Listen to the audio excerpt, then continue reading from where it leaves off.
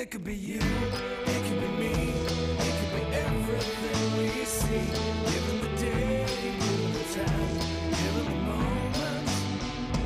It could be you, it could be me, it could be everything we see. Given the day, given the time, given the moment. Some of it comes. Bill's Bake Shop will make you happy. Owner Bill Cast and his staff keep the tradition going with all those bakery items you remember as a kid. Just to name a few, Bill makes cream sticks, cinnamon rolls, bear claws, cream horns, cannoli, cakes, pies, cookies, bread, pizza, and more. You can also buy homemade Cavatelli ravioli. Bill's Bake Shop, located 228 North Liberty Street in the Mahoningtown section of Newcastle, is open Tuesday through Saturday, 7 to 5, and Sunday, 7 to 2, closed Monday. Bill's, where smiles are everywhere. Call 724-654-4223. Whether it's a scheduled appointment or same-day service, DiCaprio Carpet Cleaning offers 24/7 service for commercial, industrial, and residential, as well as fire and water damage restoration. Using state-of-the-art technology, DiCaprio Carpet Cleaning experts are ready to professionally clean your carpet today. Call DiCaprio Carpet Cleaning for a free in-home estimate. Thank you for making us Lawrence and Mercer County's largest carpet cleaner. And remember, nobody gets your carpet cleaner.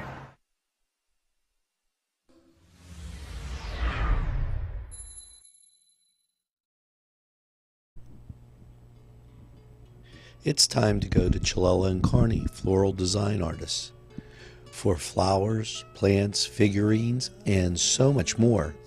Whether you're celebrating that special day, that special engagement, anniversary, birthday, you name it, Chilella and Carney has what you need. At 1006 South Mill Street, it's Chilella and Carney. Hi, welcome to Gentleman's Monthly, and today we're joined again by Dale Perelman, author, former president of King's Jewelry, and your father, I believe, started the company? Grandfather, okay. So a legacy, and you had the corporate headquarters in Newcastle, and so it's very relevant to our viewers and just an integral part, but you also wrote a book about it. Correct. And you want to show the viewers the book? Give us the title? Do I hold it like that? Yep. Keep my fingers away from it. And, you know, what do we call it? It's called The King's Jewelry Story, Lessons My Father Taught Me. And he was one of my heroes, my father. And I didn't get to know my grandfather quite as well as I would have liked to. But he was an interesting man, too, and I just learned something about him. Okay. The Warner Theater is having a rebirth with a museum, and I received a call, and they said, did you know that your grandfather had bought one of the earliest movie theaters in Newcastle? I said, I had no idea. And it turns out we're distantly related to the Robins, who were related to the Warners. That my grandfather purchased, but that's on my mother's side. My grandfather on my father's side had purchased the theater and had run it for about a year in 19-something, early 1910s, something like that, whatever year it was. Yeah, so that's kind of an interesting connection. Yeah, and of course, the Warner Brother Theater is the first in the country. Yes. So that's real interesting, and they're opening it up again. And he had a loan company, and somehow he purchased, and it's our 100th year in business, King's. Okay. Now, I'm no longer associated with King's in any way, but 100 years ago, a little over 100 years ago, King's was founded in Wheeling, West Virginia. Okay. And my grandfather ran it kind of as an absentee owner. Well, jewelry sells. Yeah, it does not. And later on during the Depression, Depression, my father and his three brothers came in the business. Okay. And all of them lived a long time. I'd say. My Uncle Albert, who ran the King store in downtown Newcastle and bought all our cameras, lived to be right under 90 years old. His twin brother lived to be, I think, 98. Twin, huh? And my father lived to be 98 and a half, and his older brother lived to be almost 95. So that's good longevity. Yeah, so you must be looking good. How old are you now? Like, Well, I'm 73. but so you still got a good amount of time left. I do. Yep. Good. As long as I can keep my marbles and continue to do things, I'll be happy. Okay, and so obviously we'll be seeing a lot more books from you. I hope. But the book's called Lessons from My Father. And when we get back, I want to hear a little bit about that. So let's take a little break, hear from some of our local sponsors who help us, and we like you guys to get out there and support them whenever you can. But we'll be right back.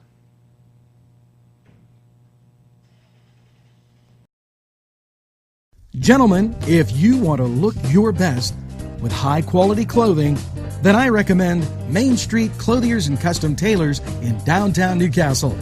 Mike Caggiano is the owner, and he and his staff have been in the business for decades, and they will always give you the right recommendations. They also carry Rondinelli tuxedos. That's Main Street Clothiers and Custom Tailors, 210 East Washington Street, downtown Newcastle. Call 724-652-3851. Horizons Treatment Center at 4 North Mill Street is a group of trained addiction professionals that can provide specialized treatment services. Located in the Washington Center, we are dedicated to serving the local community. Treatment services include co-occurring mental health and substance use disorders, problem gambling, and concurrent criminality.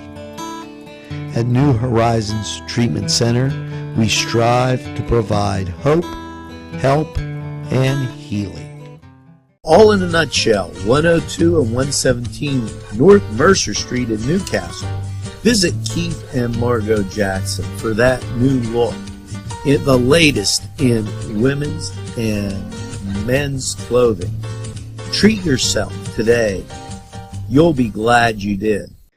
Wow, yes, it's fun to go to the Y, and now with great affordable rates, it's more swimming, more exercise, more family time. The YMCA in downtown Newcastle or the Y Zone on Eleanor Drive in Shannon Township welcomes you to a variety of programs, exercise, and fun events. Pegley's, pasta and more. When you're hungry for that great Italian taste, bellissimo, it is tremendous. You have to stop by Pegley's for pasta, sandwiches, pizza. Yes, it's Pegley's Pasta and More. For that great Italian taste. It's not just for Sunday anymore. Head over to Pegley's. Hi, welcome back to Gentleman's Monthly on NCTV45. This is host Matthew Geiger with guest Dale Perelman, and today we're talking about his book, King's Jewelry Story, and lessons from his father. What are some of the lessons you learned? I mean, Well, I tell a story that happened. My dad was a very hard worker, and he came from the old Depression mentality and worked many hours, and I learned that hard work sometimes makes up for many other mistakes. yeah. One day, he was in New York, and he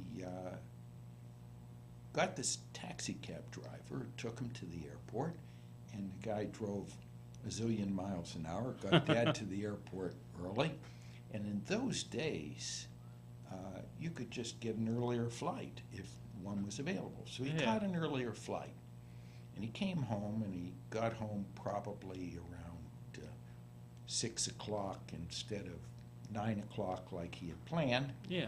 Instead of wasting his time, he went to the Beaver Valley Mall, and he saw that there was this great big store that was, he thought, going out of business.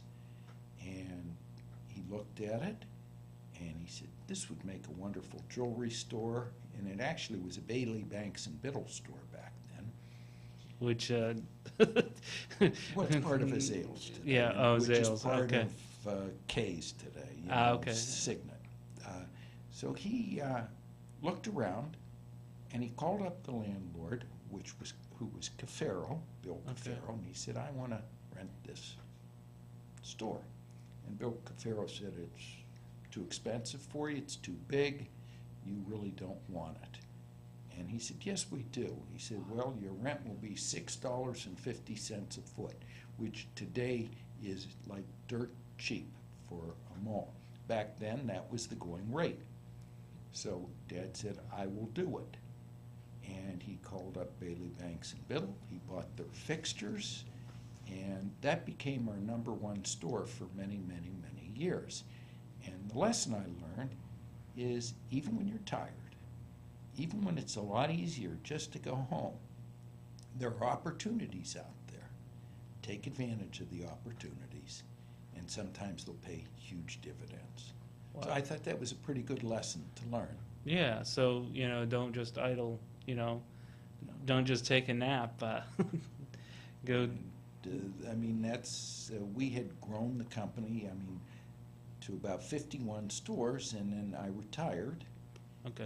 And And it when was sort- that? When did you retire? About 6 years ago. Oh, okay. And it fell on hard times. The economy got bad. There were lots of reasons it fell Yeah, well, on. 2009, 2000, Yeah, there were 8, Great all Recession. kinds of reasons that it fell on hard times. Well, people don't buy diamonds whenever they don't have work. It's not, there wasn't disposable income, and my niece and nephew took it over Okay. recently, and they're running several stores, and they're very talented, and they're doing a very good job, and Yeah. I'm pleased to see, And this is That back would in the be- family again. and it's back in the family Yeah, again. I mean, for a while there, King's was owned by A company called oh, Renco, Renco, yeah. yeah, and they're a huge company.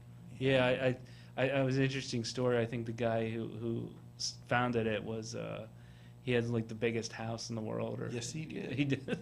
Like, he I might have won. has. Oh, okay, yeah, it was a nice house. I saw pictures of it. Yeah, and he's an interesting man. Have you And met him? Oh, sure.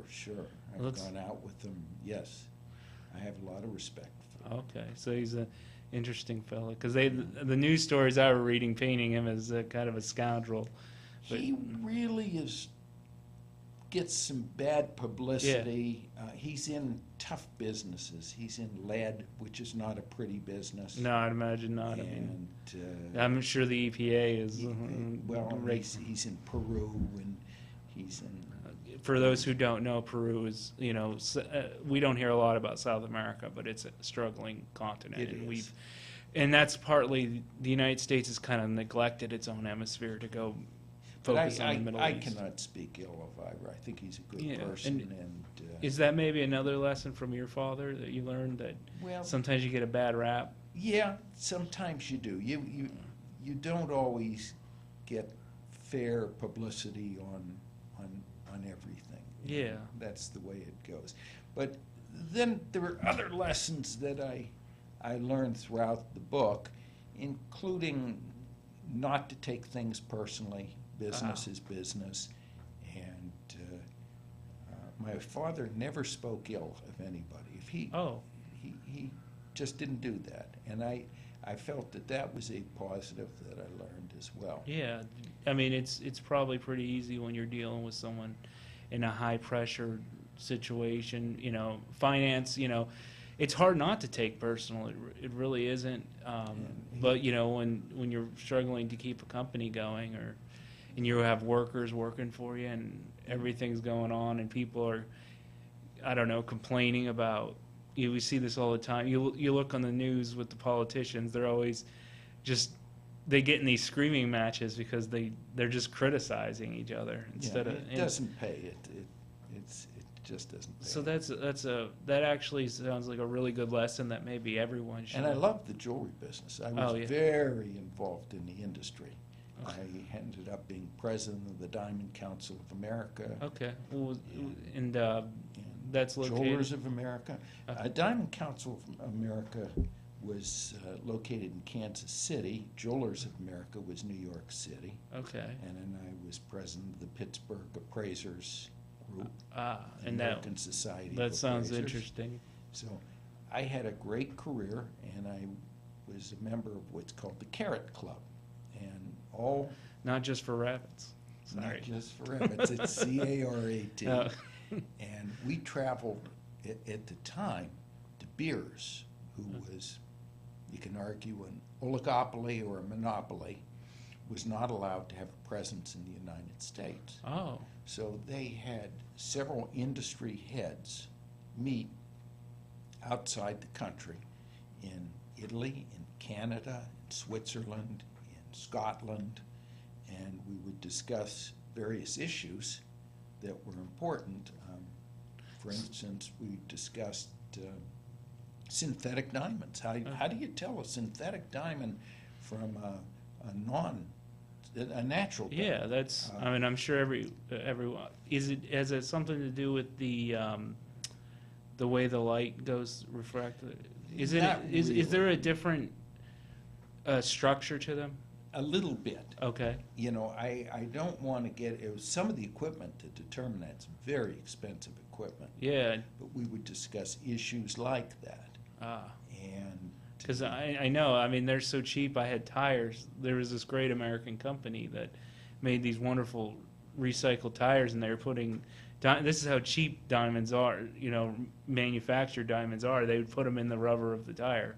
well, it depends. Diamonds are a funny thing, too. Yeah. It just depends. There's a difference between a gem quality and an industrial quality diamond. So, for instance, you can buy industrial quality diamonds for a few dollars a carat, Yeah. but they're not usable for jewelry. I mean, they're awful. They're black, but they're hard. Yeah. So they have great uses. I mean, we used to have diamond needles for, I'm dating myself now, for phonographs. Oh, okay. Some of your listeners are not too aware of what a phonograph is, you know. Well, it's the kind of the basically the precursor to a CD record player. So, well, I think vinyl's coming back. So Is it? Yeah, there's a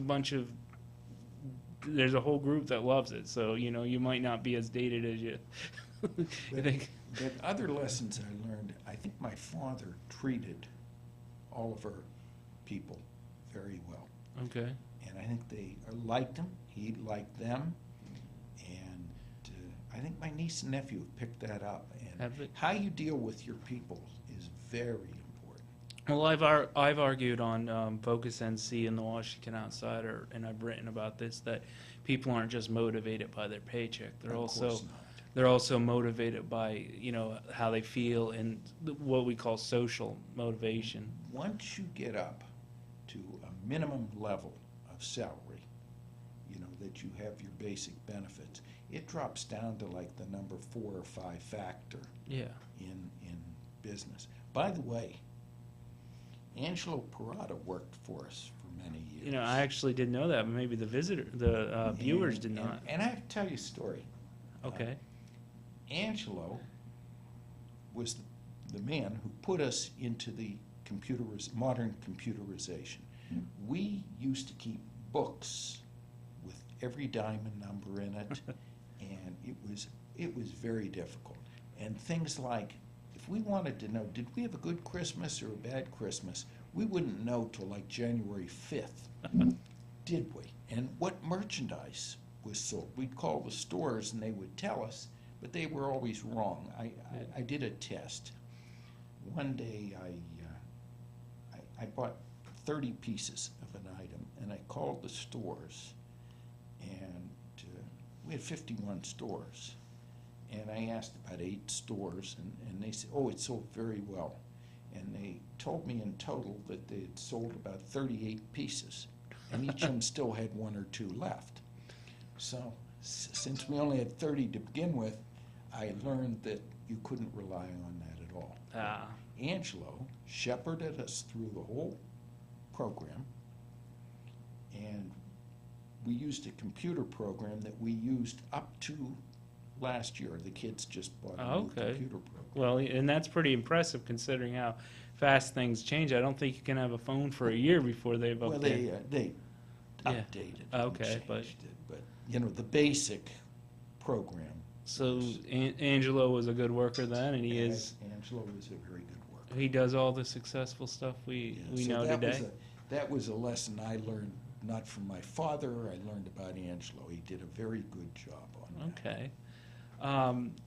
Let's take a little break to hear from some of our sponsors, and when we get back, we'll continue this conversation. Come dine with us, come dine today. If you could use some real good food, there's a place not far away. If you could use a drink or two, or a place to go and play, come to Gallo's Italian Villa today. Welcome to the Silk Road Fair Trade Market, home of those uncommon treasures. When the farmery searches the world over to pick out just the right gift. So stop by the Silk Road Fair Trade Market. You'll be glad you did. If you're craving pizza and more, then Little Johnny's 2 wants you to come through the door.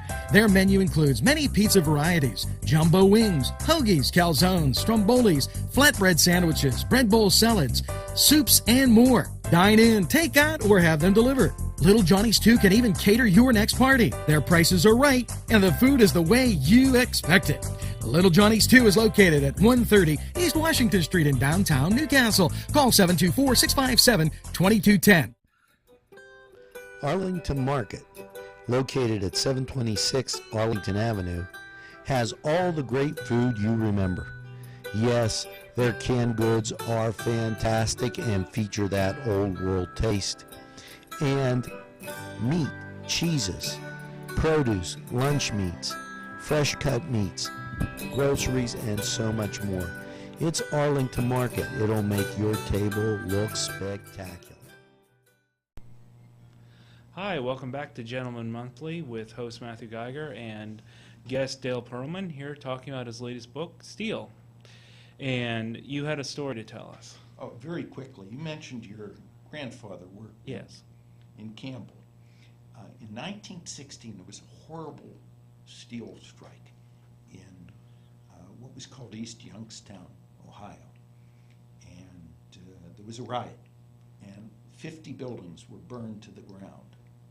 And the local citizens were so embarrassed, they changed the name of the city of East Youngstown to Campbell, Ohio. So I just thought that's was where the an name. interesting- And that of course you're doing research on your next book, which is the follow-up to Steel. That's correct. And that's going to be pretty interesting too, I imagine. It is. Now, my book, by the way, is available on Amazon.com. It's available on Kindle, and I know the King Store, actually, out at Union Township has copies, if anyone wants to buy it. So not just for jewelry. No. So kind of steel goes synonymous. This whole region. I mean, I'm sure people. I just always imagine people learning about this industry. As you know, I'm from Crawford County. I've mentioned that on the show, and of course we had the Drake's Mill. You know, the first place, or Drake's oil well, which was the first. Sure. It's where the oil industry started. That kind of evolved into sending that down to Pittsburgh. We also discovered coal, and this whole kind of things transition from, oil industry, tool and die, steel, to railroad. And so, how does a place like Newcastle really tie in? Well, Newcastle had one of the largest tin mills in the country. And at the turn of the century, it was extremely, extremely successful. And it was merged into U.S. Steel and became a division of Carnegie Steel, which was also in U.S. Steel. And in my next book, I'm going to describe some of the terrible strikes. On one particular day, 7 people were shot in Newcastle, including, I think she was a 7-year-old girl. Oh, wow. And I called a few people because I was trying to trace if she could be alive or children could be alive. I would like Yeah. to see whatever happened to that little girl. Yeah, that would. But 2 died and 5 others were shot. And so we had our labor problems here, and I will describe those in great detail in Yeah. my next book. But Well, I mean, when you look at labor, those conditions you're talking about, it's no wonder people finally are like, I just imagine the workers are one day just sitting around, just start thinking about this, reflecting on their lives, and be like, what the hell? And so, and of course, back then, we sit here as labor strikes. You know, I always different visually, time now. when Teamsters are in there, they're probably negotiating over a table, and they probably have pizza or steak or something, lunch, and they're, you know, back then they're getting they're having sticks and. Well, labor got better from 1901 on. The president, the chairman of U.S. Steel was Judge Geary. Okay. And Judge Geary knew for both practical and humanitarian reasons he had to make some changes. And U.S. Steel treated its workers an awful lot better than did Carnegie Steel.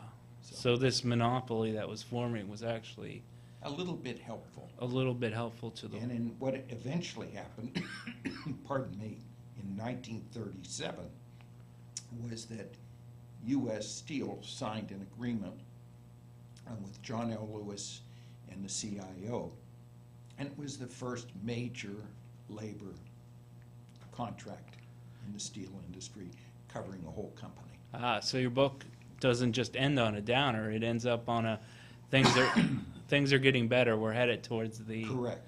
the better times. That's good news to know that, you know. So 1901, you kind of, it's like you're going through. It's almost like a night. It's almost like your book's about. We're going into this dark night. Everyone's working and kind of Things change. and then the dawn starts coming and. And someone said I should do a third book and call it Rust, which is kind of the slowdown. Yeah. It'd be a downer, so Yeah, that would be a downer. I'm not sure. I'm But going to do hopefully we can have a happy story soon. So what else would you like to tell us about steel? that. Well, I did tell you an interesting story that there's a wonderful book, apologize, called I'll See You in Hell. And most people know Frick and Carnegie had a violent agreement. And in the book, Carnegie's about to die. He sends an intermediary to Frick's house, and he says, we should shake hands and let bygones be bygones. And I would like to see you. And Frick said, yes, you'll see me. You'll see me in hell, where we're both going. And that was the end of that. And I mentioned to you during the break that what the Duquesne Club did, which was the organization for a lot of the steel companies, is they put Carnegie's picture on one wall, and directly facing it, they put the picture of Frick, so the two people could stare at each other, these enemies, for immortality. Wow, it almost sounds like it would be interesting to get inside these guys' heads. Did you get a chance to do that? I think I did. Carnegie did a lot of writing. He was a talker. Frick was not a talker. Closed. But there's a lot of the papers are at the University of Pittsburgh libraries, and I spent a lot of time there reading the actual letters, and some of the letters were quite vindictive, and they're there. You have these letters. Well, and at the time, you mentioned Europe and Russia and all these groups having wars, but at the time, that was kind of the thing for leaders to do, was to fight. They just, you saw Europe, up till World War II, it was like their game. It was their life was, how can I get in a fight with someone who has means? And even though it was terribly destructive to the guys under them, they seemed to almost enjoy. It was almost like the highlight of their life. Well, that's true. They enjoyed the good fight. Yeah. They enjoyed the good fight. I wonder too. So let's end it so we're not just telling people we'll see you in hell. You mentioned Henry Frick was your favorite character. Yeah, because he was such a miserable guy. But I liked him because he did things quietly. I'll give you an example.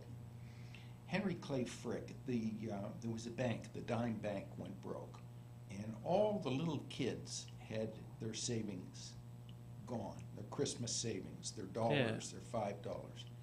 He gave back something like $100,000 to be given to those kids so they'd have money for Christmas.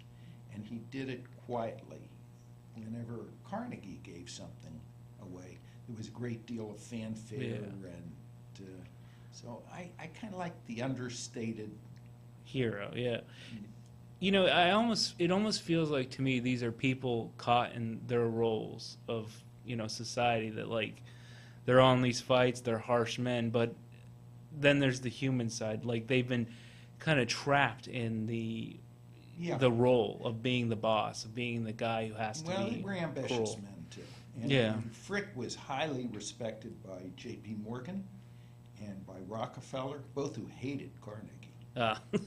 They couldn't stand Carnegie, and Frick was put on as on the finance committee of U.S. Steel.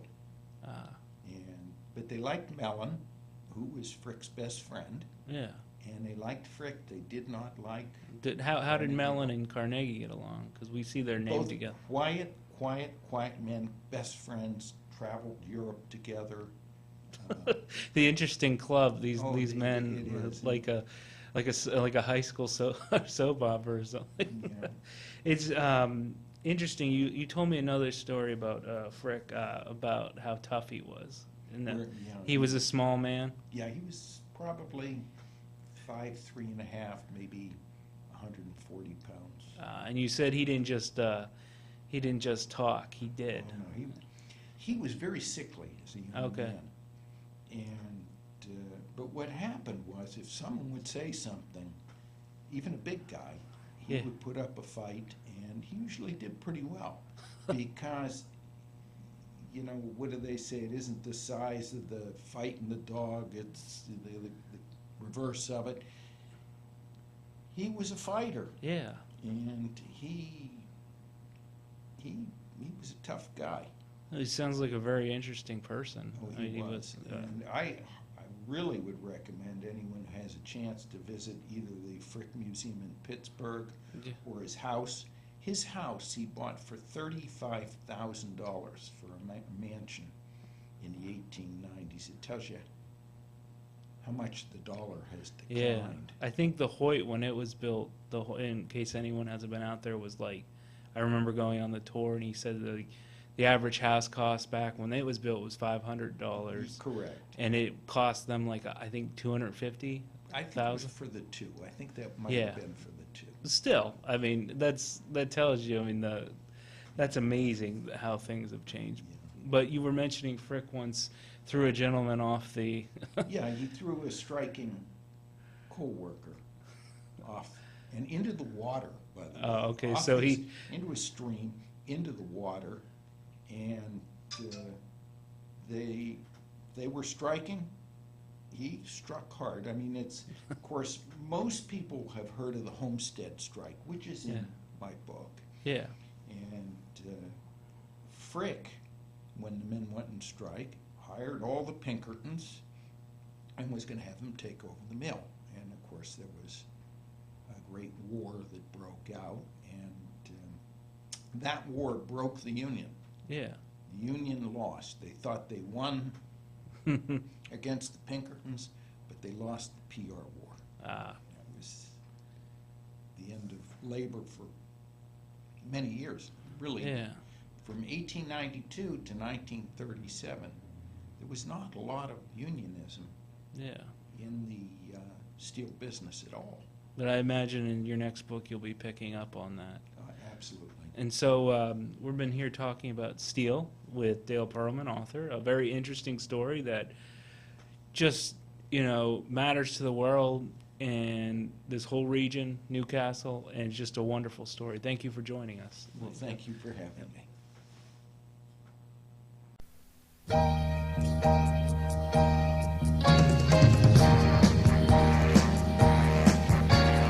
Listen to me, baby, you gotta understand. You're old enough to know the makings of a man. Listen to me, baby, it's hard to settle down. Am I asking too much for you to stick around? Every boy wants a girl he can trust.